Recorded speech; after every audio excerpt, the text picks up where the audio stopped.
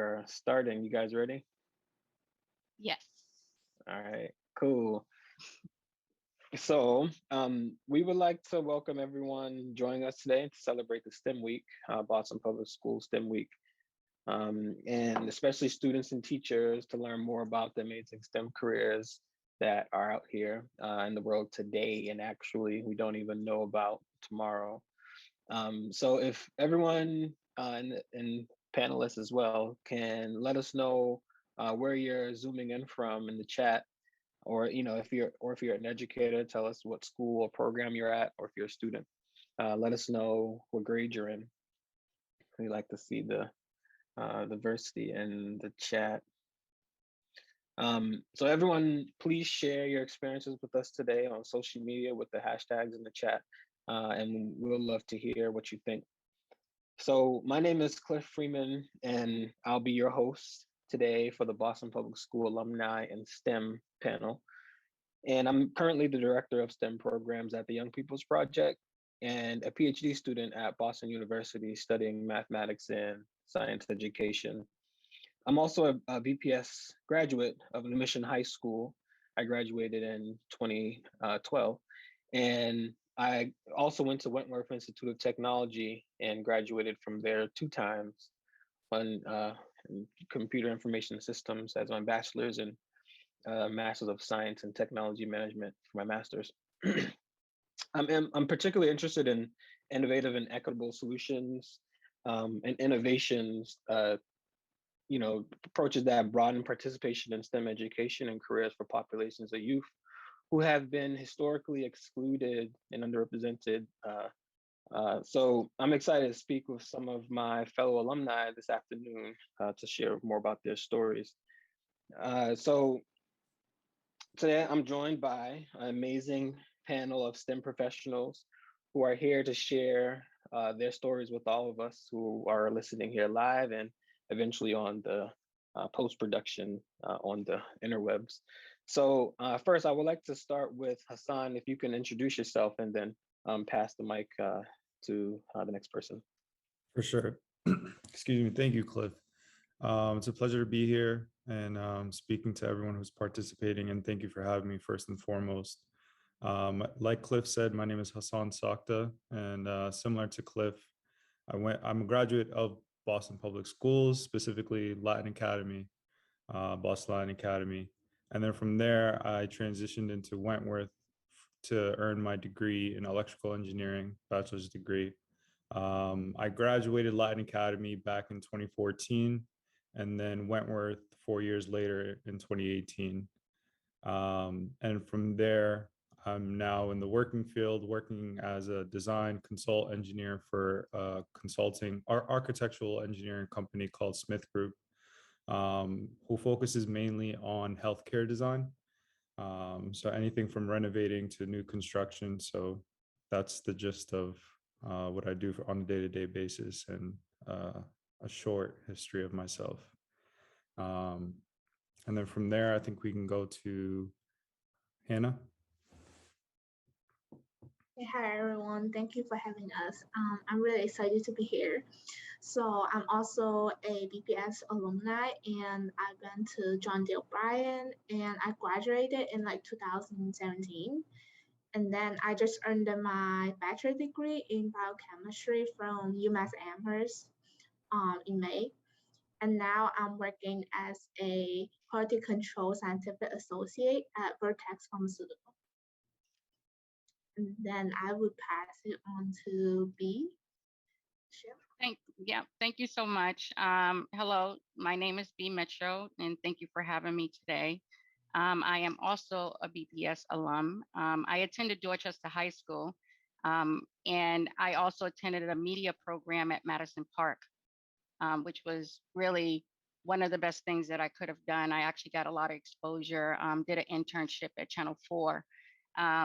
After high school, I actually went right into the workforce, right into I didn't go directly into technology, but basically I went into operations, and then I worked my way into technology, and you'll hear a little bit more about that as we move along in the program. But I also took a lot of certification courses because of the work that I wanted to get into in the tech field. I had to take a lot of certifications, but that's a little bit about me. And I can, sorry about that. I can introduce myself. My name is Sgardy Pena. I'm also a BPS alumni. So my journey through the BPS system, was a little bit unique, at least in high school, because I took most of my courses at Snowden International High School on Newberry Street. And then I had 1 year of alternative school. But then once I completed that, I went to Bunker Hill Community College for 2 years. And that's where I got the majority of my engineering foundation set. And then from there, I went to Wentworth Community College, and I'm currently a senior studying electrical engineering and with a minor in computer science. So hopefully I should be finished with that within the next year. Ooh, that's everyone. All right. So first, let's start off by keeping up this the tempo that we're on right now about stories and basically your how you got to the space that you're in now. And I'm going to ask these bunch of questions and you can answer them in no particular order. And you don't have to answer all of them if you don't want. So this relates to STEM in general, science, technology, engineering, and math, and how the subjects might not be usually the favored subjects of students in our communities, and mainly because one, we have a long way to go to learn how to teach these disciplines in a way where it's equitable and everyone can understand them in the way they need them. So my first question to all of us are, how did you get to where you are today? What or who got you interested in the stuff that you're working on? What struggles did you face and how'd you overcome them? And who helped you along the way? Let us know your story, basically. And we can popcorn. Well, let's start with Hassan. You started us off, and then we can popcorn from there. Sure, thank you. Let's see. I was born and raised in Boston, and like I said already, I went to Latin Academy. Growing up, I was like a little bit of a mathy student, a little bit of English type of thing, but I was always that student that was like deeply set. I'm forgetting the word, excuse me, but technology always intrigued me, right? So like I was always that classic story of like that kid who would take things apart just so you could see how things work or whatnot, or put things together when they needed to be. And then transitioning on into high school, a part of it was kind of expected, to take kind of like a focus in some sort of a STEM field career pathway or what have you. And I kind of just want to hone in on my AP physics teacher in high school. His name's Mr. Paul Eden. I think that was kind of like the biggest thing for me in terms of like the pivotal of like transitioning from high school into college. And it's something that I noticed when I started my career at Smith Group is something they're really big on is coaching. So everyone has their own certain individual who you report to in a way, or kind of like in terms of career progression. That's a huge thing at my company. And looking back in hindsight in my relationship with the AP physics teacher, that was kind of like how it was between him and I. So we kind of took a liking to each other, given the fact that obviously he's an AP physics teacher, and he kind of intensified my passion for the STEM field. And in terms of college and high school, I would definitely say in terms of challenges, just school in general, kind of having someone to report to, or kind of like an authority figure or whatnot. And for me personally, I could speak to it. Exams were relatively difficult, but I would just have to keep grinding, I guess you could say. And there were a lot of people that were very helpful in my times at college, who would kind of just be like all in the same circle. And I think that kind of speaks to community. So I think that's a huge thing. Having that network or community of people that you're able to rely on, you're able to rely on each other, makes things a lot easier for each other. So in some words or less, that's how I would answer that question. Thanks, Hassan, for sharing that. Anybody can pop in if they want. I'll go next. So for me, I'll answer the question and like how did I get to where I am today, and then what the struggles are and how did I overcome them, and then I'll go to the rest of the question. But as I mentioned earlier, I've been in development for 20 plus years, but I didn't just get there, like I think kind of from the schooling piece of it, right? I actually started on the help desk, a technical help desk. But before that, when I was in operations, as I mentioned before in my bio, that I was working in the financial industry, but I wanted to get into tech. So one of my friends actually called me and said, "Hey, there's an open position here at the job I'm at now.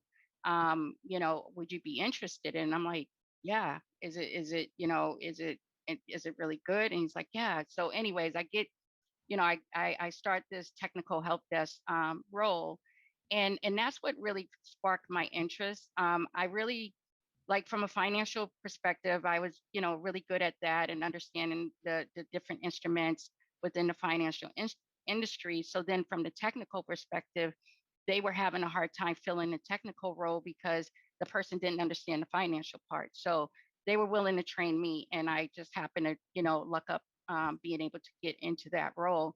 And then I decided at the time, because I was I was married, had kids, and I'm just like, okay, this technical help desk isn't really because it was really a lot of stress. So then from that I went to quality assurance testing software, and then from that I became a manager in QA. And then from that I actually went into development, and that was an opportunity that was given to me from my VP.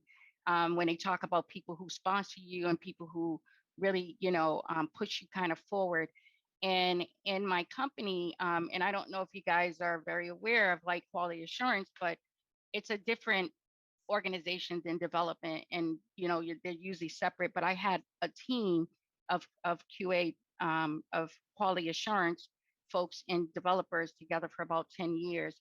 And then from that, just recently, in the last couple of years, last 2.5 years, I went over to got another opportunity to go over to UX, COE. What that is user experience of design. And I added that to my portfolio, and that's what I'm doing currently. And in that role, I actually work with over 40 agile projects, and I collaborate with business development leaders across the enterprise at my job right now. And because I work with them on strategic approach on how to do UX and UI, from that perspective. So one of the biggest struggles for me in the tech world is really like I was a manager for like 15 years and putting my head down thinking people were going to recognize me. That didn't happen. I really didn't become a director until like 6 years ago, I think it's been. But my point that I'm making is that putting your head down didn't do the job for me. It was really getting out and socializing and letting people know my skills and really building my network. And once my company was bought by the company that owns us today, that's when I became a director. And then the last part of that question says, who helped you along the way? I would say my chief technology officer, women in tech, coaches, friends, and family. Those were the folks who helped me along the way. Thanks, B. And my light just went off. I gotta go turn it on. That's good. Technology, it's saving electricity. So I'll turn it on after this question. Someone else can share about their story. Sure, I can share sort of my story. So once again, my story it's probably like the opposite of the typical engineering student story, because typically it's like they're super interested from a young age. They love math. I've always loved math, but so sort of how my story worked. I remember, so sort of my journey with school and my journey with the organization that I still work with now, Sgardy Pena. At the time, I was a youth leader, so I was around 13 or 14. I started high school and Sgardy Pena basically at the same time. And through that time, through high school, I sort of was the student that was sort of uninspired. I didn't necessarily know what I wanted to be. Uh, Generally, really didn't even the question it didn't even pop inside my mind. I didn't have any adults really that ever asked me either, so I sort of never really even thought about it. Um, and I remember after a couple of years of high school, and it was sort of at a point where, uh, it was that conversation about alternative school, was beginning with my counselor. They were beginning to have that conversation. And I was like, oh, wow, like I'm really in this situation. Like, what am I going to do? And I remember at the time I was at Social Latina, and there was this Berkeley student. He was sort of like a helper in the music clubhouse, which was part of the program that I was in. And I remember one time he had a conversation. He's like, "Yeah, sometimes I go to lectures at different schools just because I want to learn. Like I'm interested in learning like this information."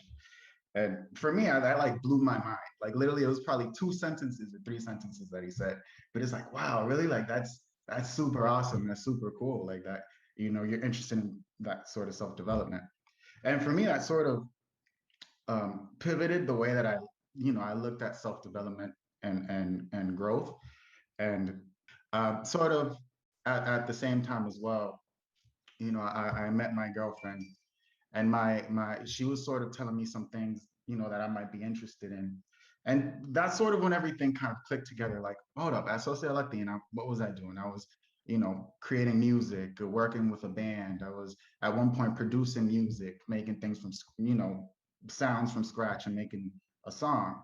um I used to love to draw when I was younger, and it finally clicked, and I was like, I like making stuff. I like having something in my mind and then going through the process of making it a very real thing. So it's one time my girlfriend was telling me, well, maybe since you like making stuff, you should look into what engineering is. Like, have you ever thought about that? And I remember thinking, like, what is that? What is engineering? I've never looked into it too much. But after looking into it, for a little bit, I realized, yeah, it is something I'm interested in. I remember, my journey was, so when I began at Bunker Hill, I began as a civil engineer. That's what I was studying initially. And, just because the idea of like construction and, building buildings and stuff like that.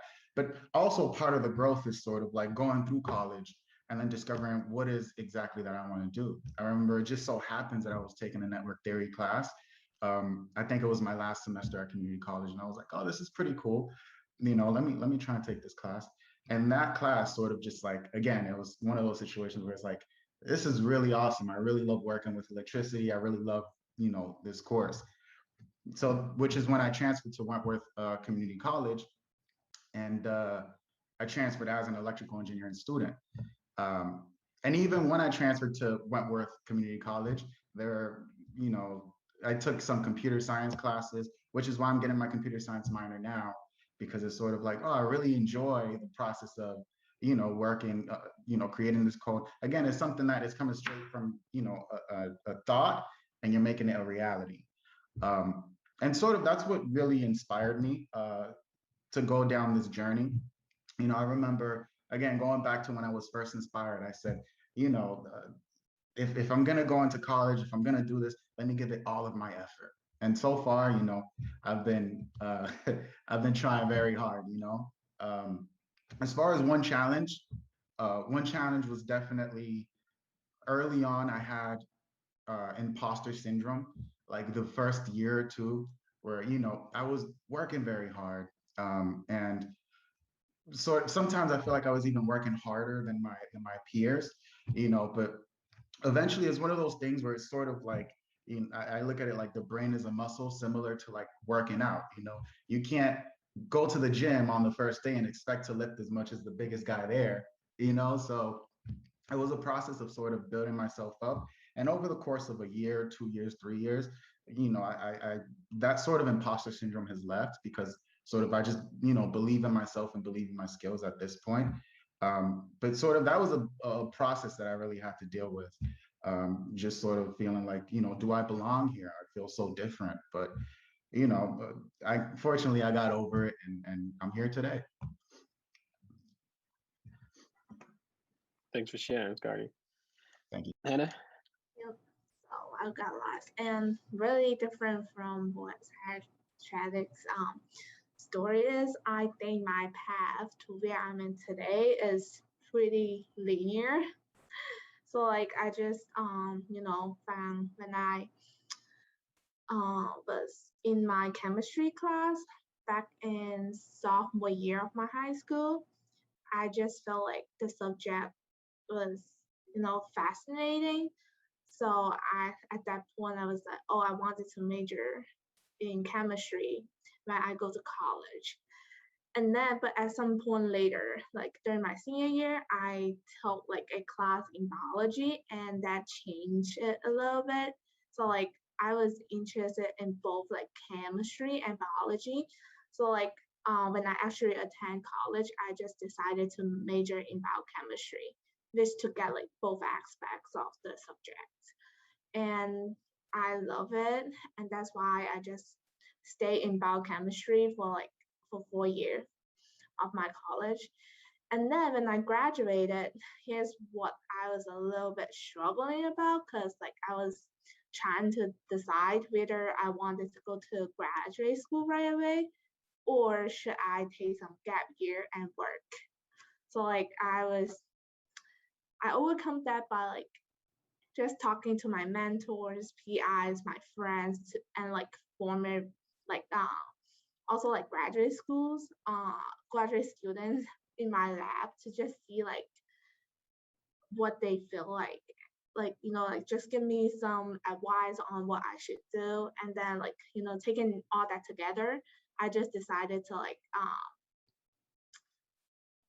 work for like several years, like 2 or 3 years first, to like have some opportunity to see what is in the world first before stepping back into like studying or academia. So like people that I have met and like help me and support me through my way um onto college and throughout college is the one that helped me to get here today. And I got to like into Vertex is because like people that I interns at Vertex like throughout like throughout my college year here. So like I have like connections with like HR or people that is like recruiting people. So like when they see this opportunity that might fit me, or I might be a good fit for the position, that's when they reach out to me. And I looked it over it, and I just felt like it's something that I should try, or I can try to earn more of like technical skills. That's why I joined this position, and that is where I am at right now. Well, thanks, Hannah, for sharing that. And that was actually a really good segue into this next question about recruitment and inclusion. So I guess also another thread of everyone's talking points where there was other people in the mix, sort of helping to provide either a platform or inspiration to the seats you're sitting in now. So I'm curious, pivot us a little bit about exploring the issue of diversity, equity, and inclusion. And you know, we're all in the tech industry, and more or less, the tech industry does not look like what is on this panel right now. It's heavily dominated by mainly white men, and not many women. And so I want to pivot us here because we're gonna have a lot of students watching this video from the Boston Public Schools, and that is not the majority of the Boston Public School population.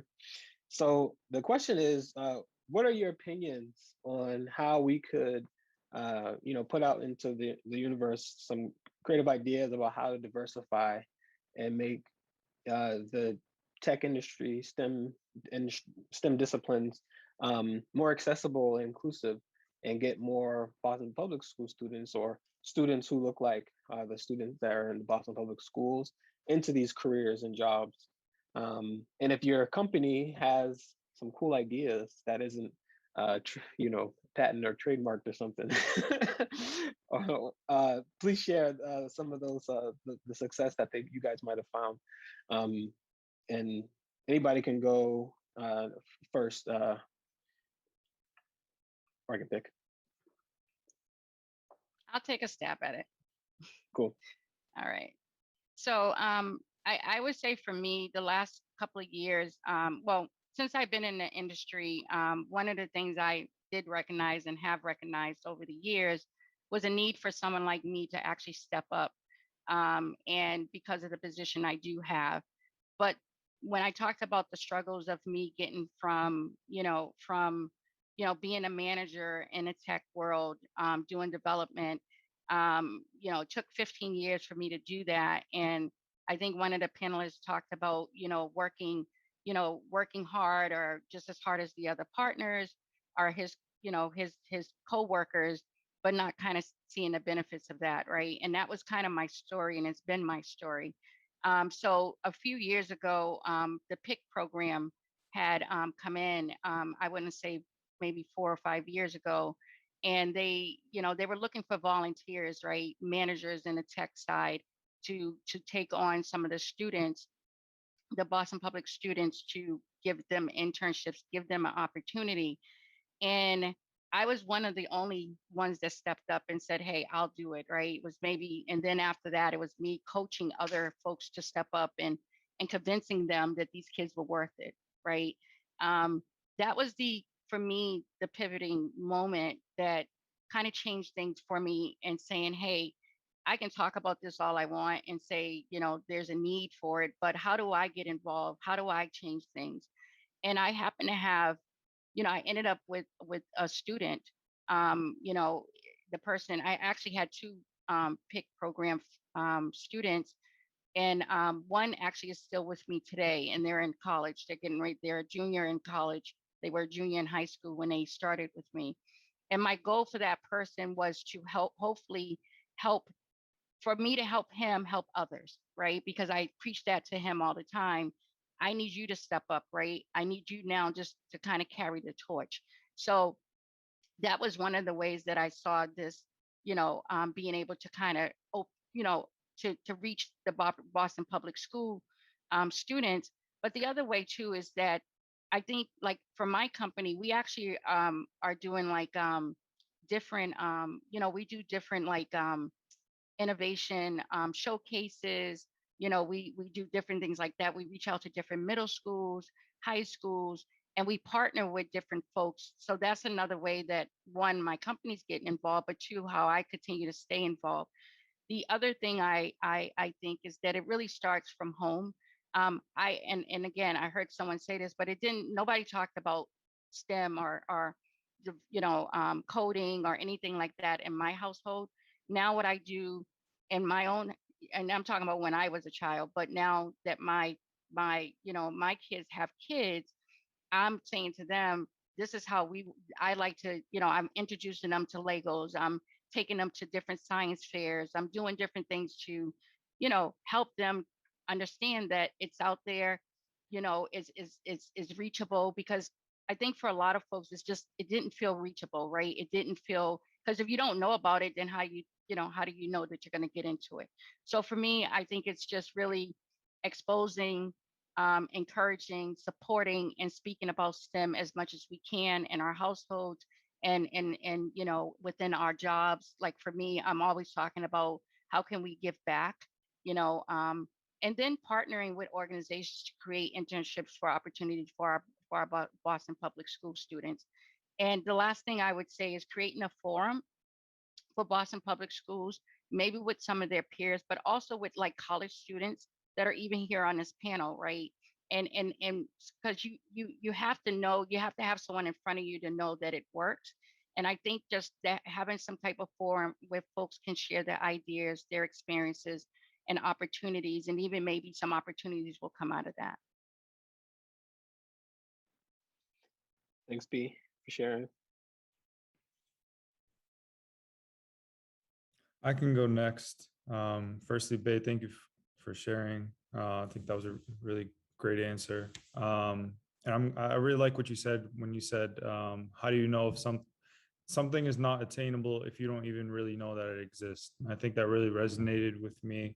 And to be honest, since this panel invite came out, I've thought about this question a little bit. So forgive me if I'm a little bit all over the place. Firstly, I guess I would want to say, in terms of like Boston Public Schools specifically, um, starting at a young age at home and at school, I think is really crucial in terms of like STEM exposure. My partner, who is a first grade teacher in Boston Public Schools, uh, STEM inclusion is something that's like really big this year. It's my current understanding at BPS and maybe even nationwide, which I'm happy to hear of course.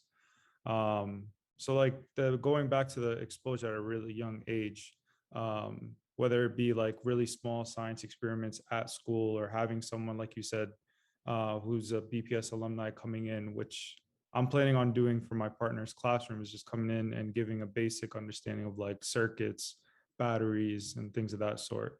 So I think even at a young age is like can go a long way, however that might look like. And in terms of starting at a young age as well, I think it's really crucial for kids growing up, whatever their passion or whatever they're excited about intrigues them, is like should always be encouraged, whatever it might be, within reason, obviously, whether that be at home, whether that be at school. I think that's really crucial. Um, and in terms of like progressing towards high school, I think like a sense of community is really big. My time at BLA was pretty interesting because like when I went on to Wentworth, when where Wentworth at that time, I don't know if it still is like majority white men. Like I think it was like 80% at the time, right? So that was kind of like a really big shock, where coming from Latin Academy, I think at the time when I was in high school, it was like the top 13 most diverse school in the country, which is like amazing, right? And I'm getting a little bit shivery thinking about it, but that was like something I took for granted for sure. And it's a beautiful thing, and I'll never forget about it. But and even transitioning after into from Wentworth onto my career, where it's the architectural engineering industry, it's majority predominantly white men, right? Like Cliff said a little bit. Um, and I have a colleague who I went to college with, who's going to be starting there next week, which I'm really happy about.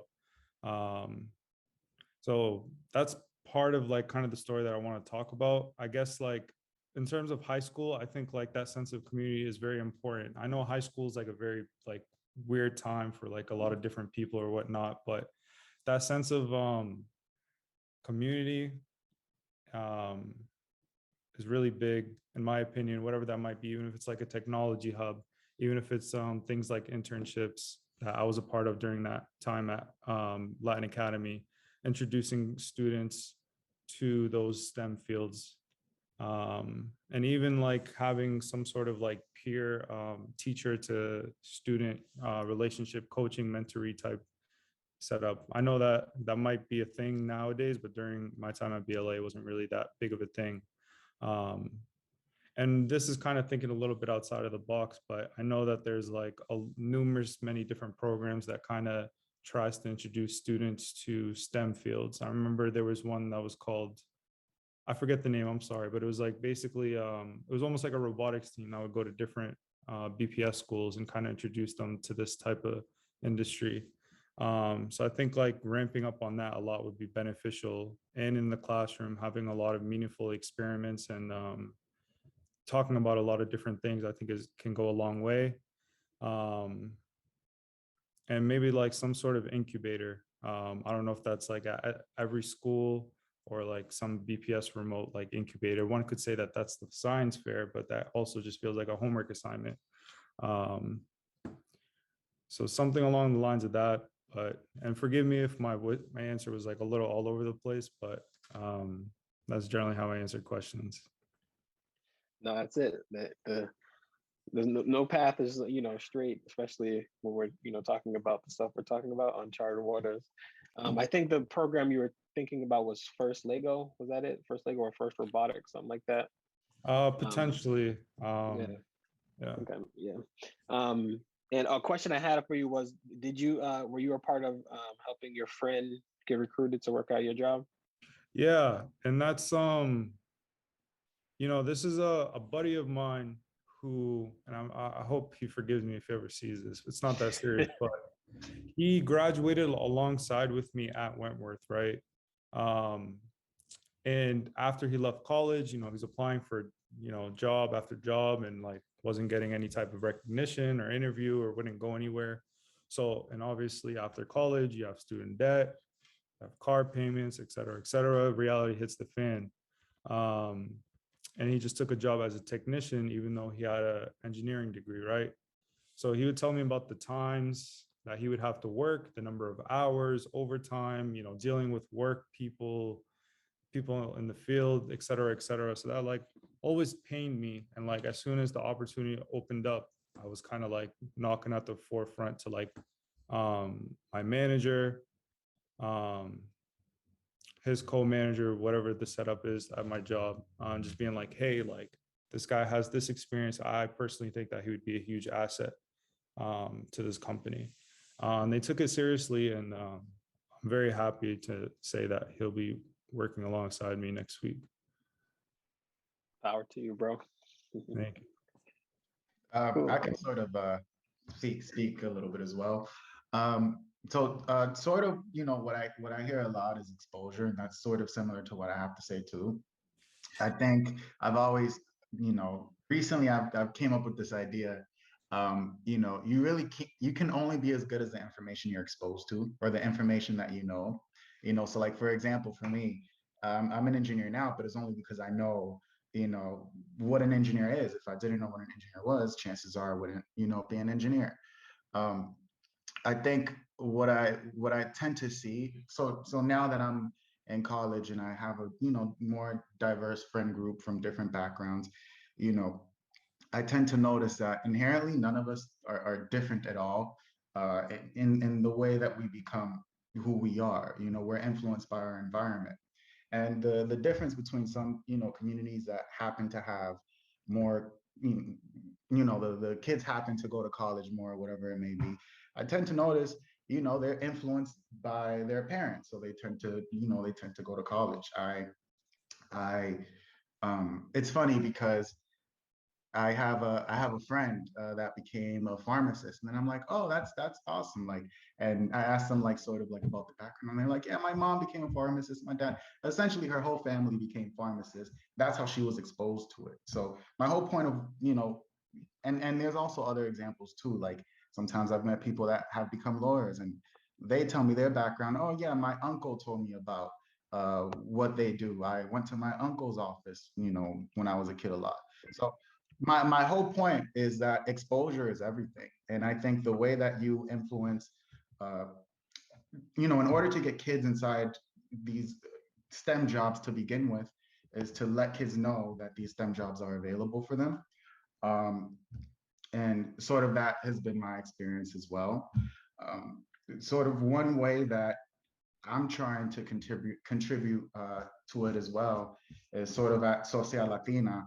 We recently started this alumni network. So we created an alumni council, which has like the treasurer, and the chairman. And with that council, we're trying to create the alumni network where essentially all of the alumni of Social Latina are able to communicate with each other and share resources, and sort of similar to how Hassan was saying that he helped a friend. Essentially, that's sort of how we have to do it. If one friend gets a position, hopefully he recognizes the value of a friend that he has, and you can say, hey, there's a position that's available in my company. You should definitely apply. I'll put in a good word for you. Because the friend can speak to all the contributions that he has to offer.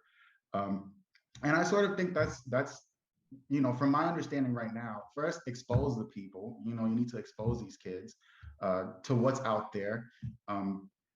Maybe if you go to Boston public schools right now and you ask a random kid like, oh, what does an architecture do on their day to day?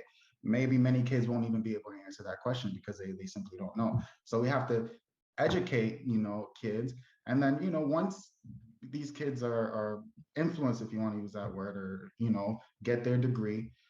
Just spread the word and let other people know of opportunities. So yeah. Thanks, Sgardy. Yeah, so like I totally and definitely agree with that. And I feel like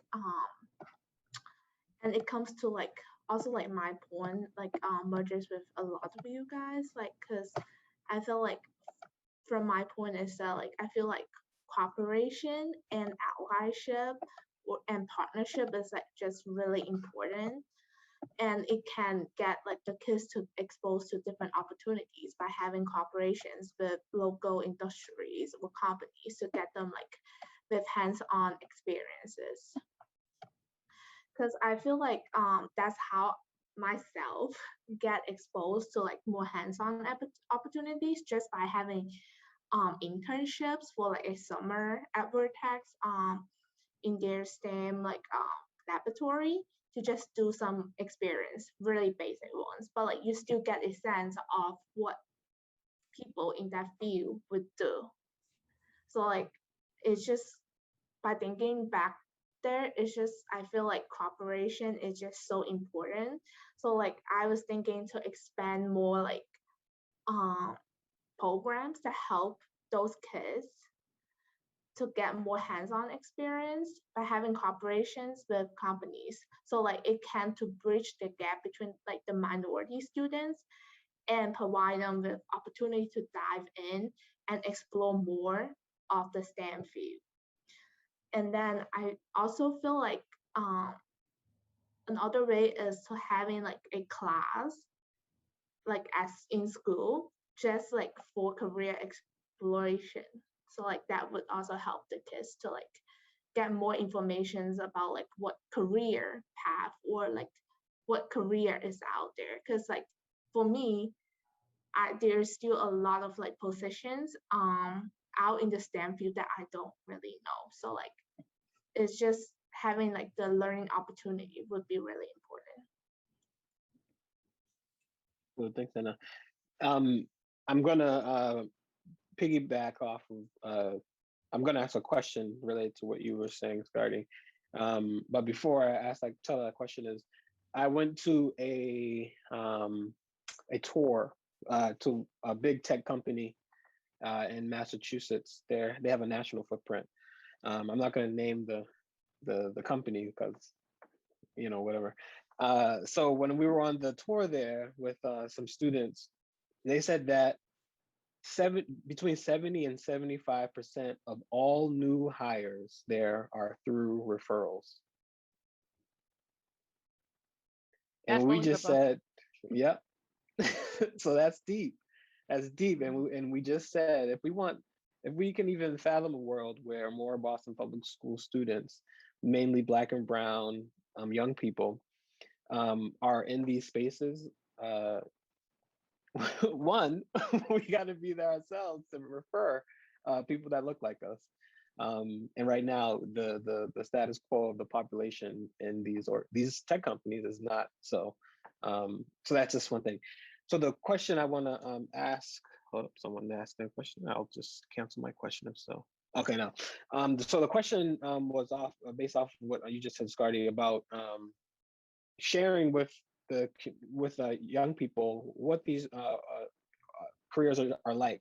So what I want to do really quickly is if everyone can just go around to share what is the typical or the average day like for you at your job. What do you wake up, you go to school, you go to work, what time do you check in, what do you do throughout the day, and maybe what might be fun if it makes sense to you. Share about how your job was before the pandemic and after the pandemic, if it switched any. So I'll go in. So for me, my day-to-day job, right now I'm actually working with some college students, building a, for the first time ever, IT is partnering with marketing, and we're actually bring a book that was like 30 years old, right, from my company explaining what we do onto the website. So one of the ideas we came up with, and then again, this is on the same track of trying to let folks know how smart, how like you don't have to be and have all this experience. Some of it is just desire, right? So in that, what we're doing is actually building, taking that book and bringing it to life. And these are college students that just came out of a college, right? But I started with high school students. So I took on this project back in the summer, and I'm going to be working on it throughout the rest of the year. But my whole point is that what I'm saying to my leadership is this is how we should be investing, and this is how we kind of engage these students, right? From high school, we can do that with middle schoolers as well. So my day is really that. My hours are pretty long. Because I have offshore folks that I work with as well. So I'm working with folks offshore. I'm waking up in the morning, sometimes 6 o'clock in the morning. I'm on, or sometimes I'm late at night, right? But the thing that I enjoy the most about my world and my job is that now I'm able to give back, and now I'm starting to see some fruits of my labor. So for me, that makes my day kind of go by pretty quickly, and putting investment in my time is actually starting to pay off because, like I said, I have a student that is still who was with me as a junior. He's one of the people we work with in the summer. He'll be back next summer, right? But there's a lot of different opportunities that I think, for me and for others that look like me, but I have to continue to do what I'm doing in order to keep opening up the doors. Thank you, Ivy.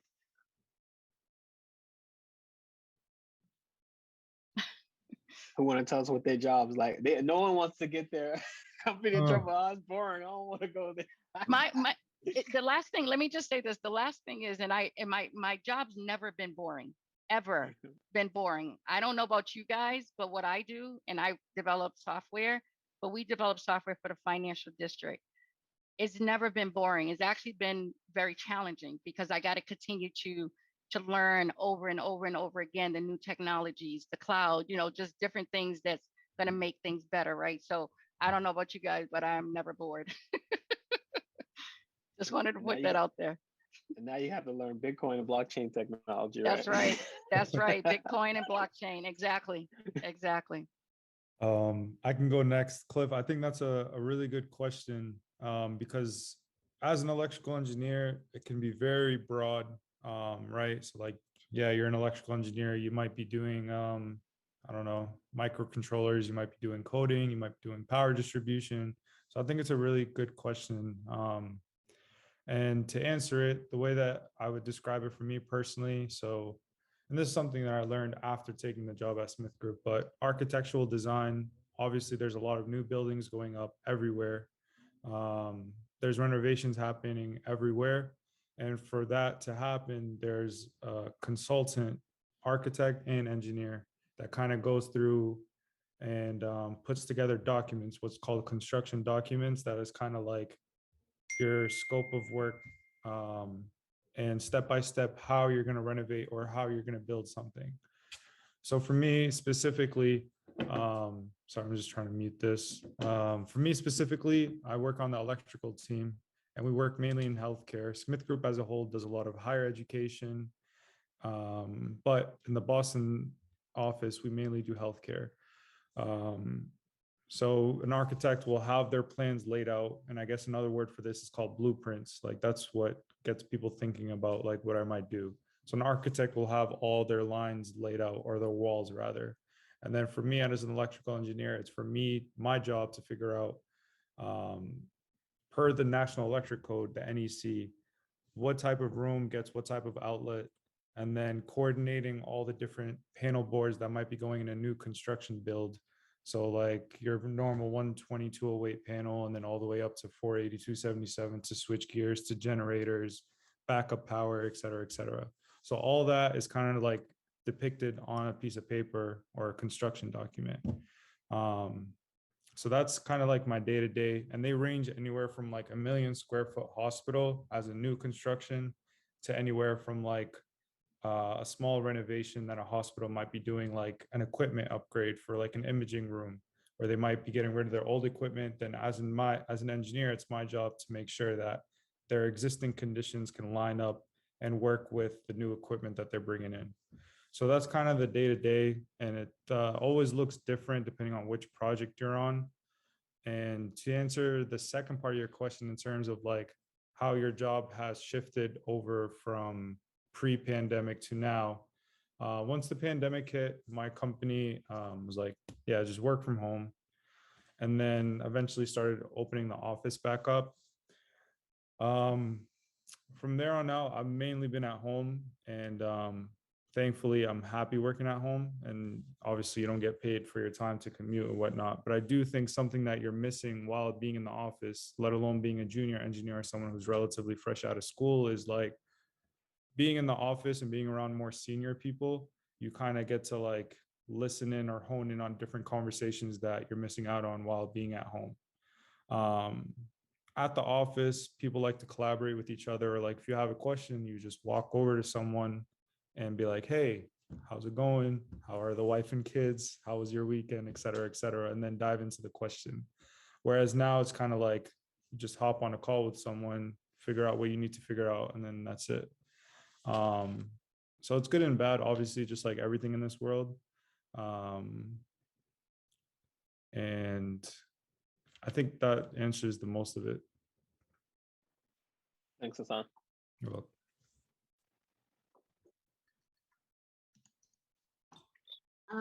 I can go. So sorry. So, for me, I just joined it like on August, so like I'm still like on trainings and on different techniques. So like for whatever I have trained on, I just start doing testings related to the technique, and also like help people with solution preparations for their testings when I have some downtimes. That is my pretty much what I'm doing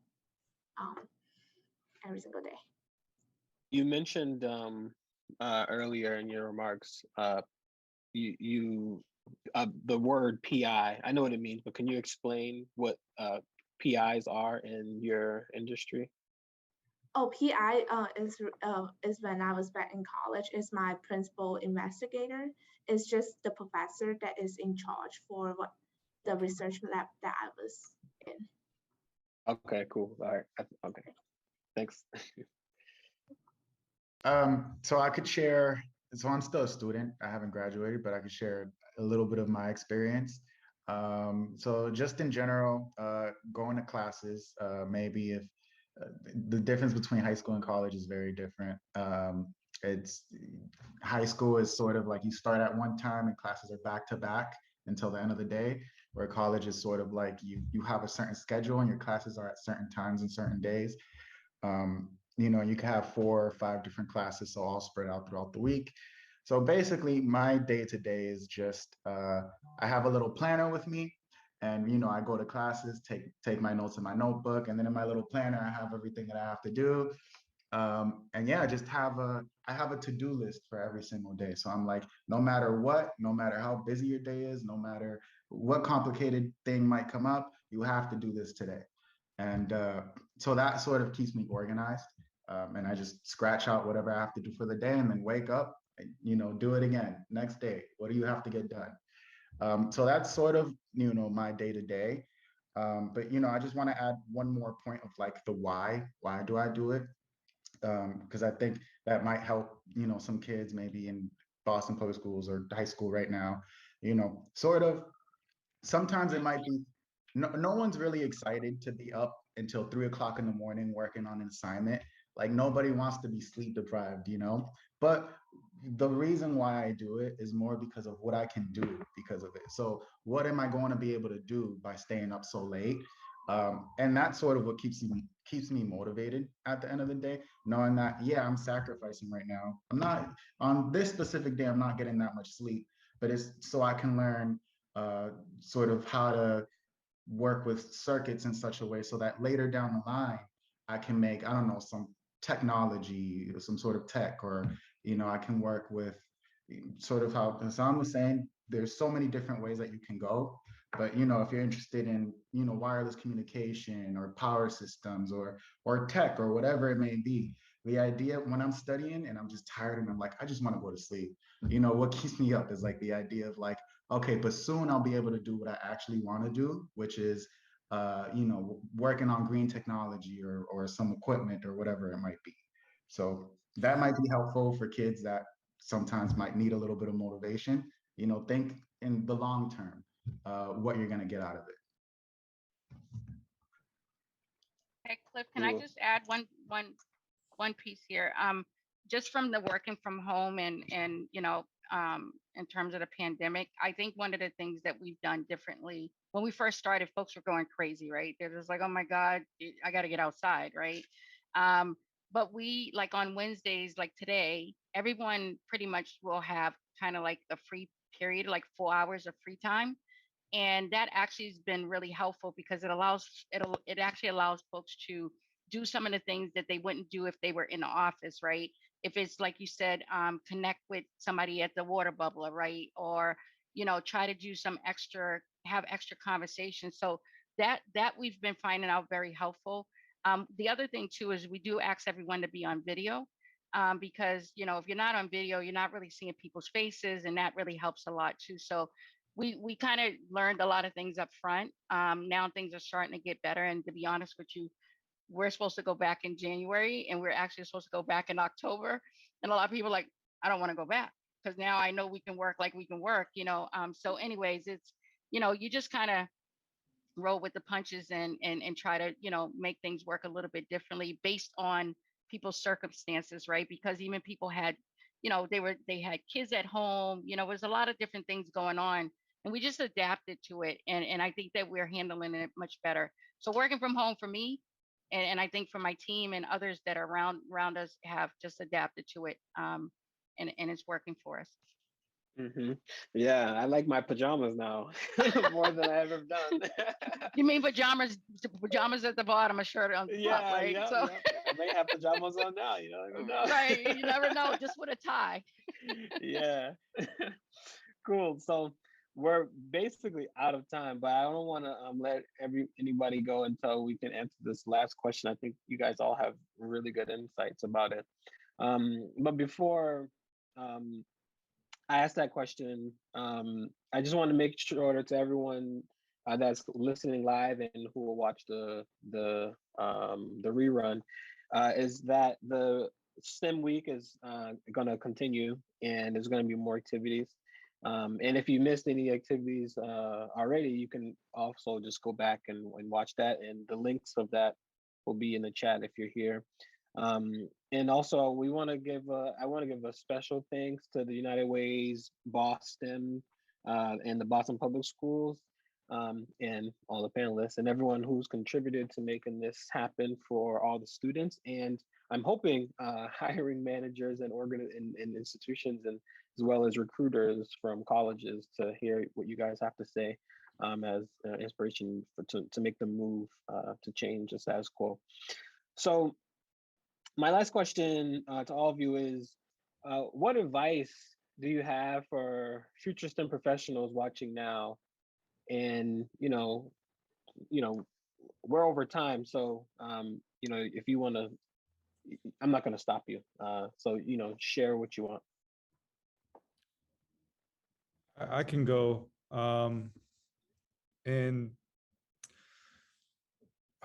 if something, this is something that I would tell my younger self is, and this is something I'm still working on to this day. If something intrigues you even a little bit or gets you even a little bit excited, I think that's worth spending all of your mental energy, effort, whatever it might be, like figuring out what that is. I know for me personally, if I find out about something and I get excited about it, I can't sleep until I feel like I understand everything there is to know about it, right? And I specifically think back to my time at high school, being in, I think, 2013, 2014, when like specifically Bitcoin had that big like jump up during that first time. And it is today too, right? So that's kind of something, I guess it's coming full circle. I remember hearing about it, I'm just like whatever, that's just something or whatever. And then a few years later, kind of really getting excited about it and figuring everything out. And that's just one example, I guess one could say, but like,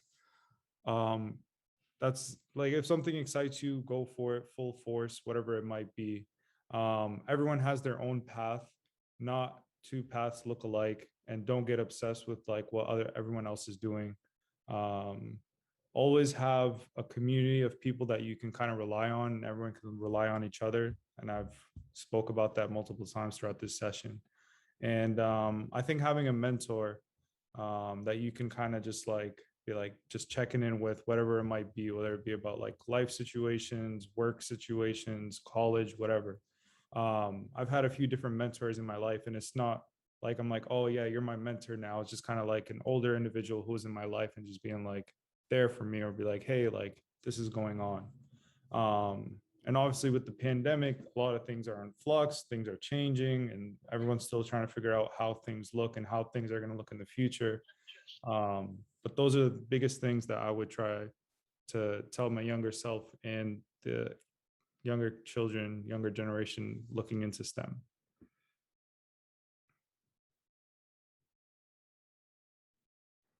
Thanks, Hassan. I would want to say something is like, don't limit yourself, and like, if you want to try STEM, try it before you give it up. Don't let others say like it is hard subject or something before you even try it. So just drink big, go try it, and then you see whether you can have passions about it. If you do, then just try harder to overcome the challenges that you might encounter. Thanks, Anna. What you got, Sgardy? You wanna go? Or B? Yeah. I think the only thing I wanted to add, there's a question here in the chat, and it was asking what, how did BPS prepare you well for, or did it or didn't it, beyond high school and in your career? And then where did you feel you needed more support? And because everybody's background is pretty unique, right? So one of the things I would say, back again, I already told you guys I've been doing development for like 20 years. But one of the things I think at Dorchester High, back then, and of course now it's better, but just having access, right? Having access to what is, to STEM, different classes, different opportunities. I think that that's something, if, I know that you guys are doing that now, but the more you can do that, the more that I think it'll be, it's going to help these students get more into STEM, and also from a diversity perspective as well. And just having someone support you. I think support, you mentioned a mentor, having a mentor, all those things is, what you need in order to be successful, and will push you forward even beyond a lot of folks that may be interested in kind of teetering the fence. But you guys, I have to jump. I need to say thank you very much for this opportunity, and I hope I can actually see this later on, and I hope it helps folks as well. Thanks, B. Thank you. Thank you. Sgardy, you can go. Yeah, definitely. So, I think that in order to experience sort of any growth, you have to sort of step outside of your comfort zone. And that period is sort of uncomfortable until you become familiar with it. Any sort of growth is a little bit uncomfortable because you're essentially doing something new, and that can be scary. I feel in order for anybody to grow however they want, they have to sort of become comfortable with being uncomfortable, that period of growth.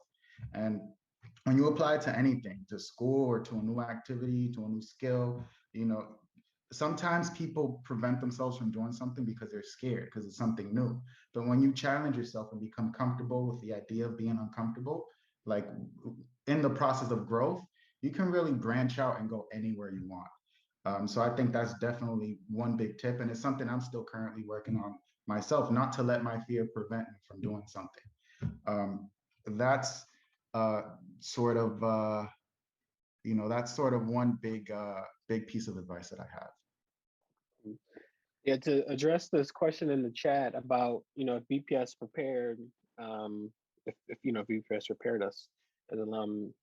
I know when I was at New Mission High School, our headmaster at the time was Dr. Nia Wilson, and I didn't understand it at the time, but I'm grateful for it today. Is that she was an engineer by training, and she understood the importance of mathematics.